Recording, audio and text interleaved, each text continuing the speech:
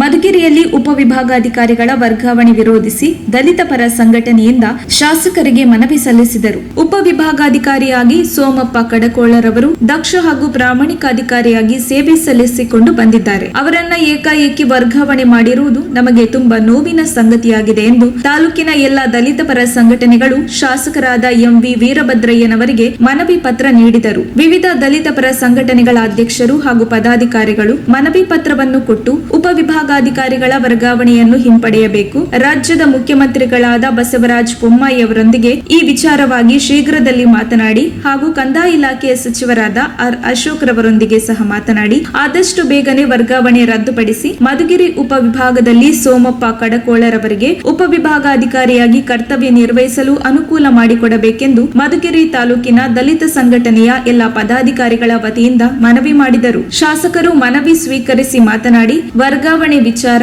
ವರ್ಗಾವಣೆಗೂ ಮುಂಚೆ ಗೊತ್ತಿರಲಿಲ್ಲ. ಮುಂಚೆಯೇ ಗೊತ್ತಿದ್ದರೆ ಮುಂಚಿತವಾಗಿಯೇ ವರ್ಗಾವಣೆಯನ್ನು ತಡೆಯಬಹುದಿತ್ತು. ಈ ವಿಚಾರ ಕೇಳಿ ನನಗೂ ಸಹ ತುಂಬಾನೇ ಬೇಸರವಾಗಿದೆ. ಒಳ್ಳೆಯ ಅಧಿಕಾರಿಗಳನ್ನು ನಾವು ಕಳೆದುಕೊಳ್ಳುವುದಕ್ಕೆ ಇಷ್ಟ ಇಲ್ಲ.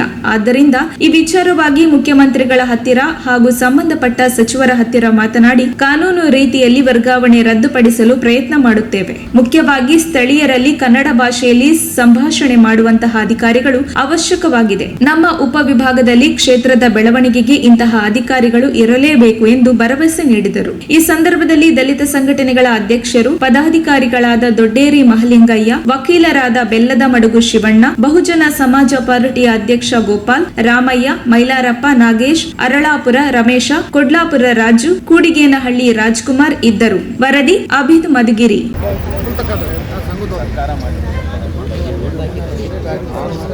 ಸರ್ಕಾರ ಏನಾಗಿದೆ ಈಗಾಗಲೇ ಅವ್ರು ಬಂದು ರಿಪೋರ್ಟ್ ಮಾಡ್ಕೊಂಡಾರೆ. IAS ಅರ್ಥ ಆಯ್ತಾ? ಸೋಮಪ್ಪನ ನಾವೇನು ತೆಗೆದಿದ್ದಲ್ಲ. ನಮಗೂ ಸೋಮಪ್ಪ ಬೇಕು, ನಿಮಗೆ ಬೇಕು, ಅದು ನಮಗೂ ಬೇಕು. ಯಾಕೆಂದರೆ ಲೋಕಲ್ ಸಮಸ್ಯೆ ಕನ್ನಡ ಬರ್ತಿದೆ, ಲೋಕಲ್ ಜನಗಳ ಸಂವಾದ ಚೆನ್ನಾಗಿದೆ. ಈಗ ಬಂದಿರೋ ಡೈರೆಕ್ಟ್ IAS ಆಫೀಸರು ಕನ್ನಡ ಬರಲ್ಲ. ನಿಮಗಿಂತ ತಾಪತ್ರೆ ನಮಗೆ ಅರ್ಥ ಆಯ್ತಾ? ನಮ್ಮ ಹತ್ರ ಬಂದು ಇದು ಮಾಡ್ತಿರ್ತಾರೆ. ನೋಡೋಣ ಪ್ರಯತ್ನ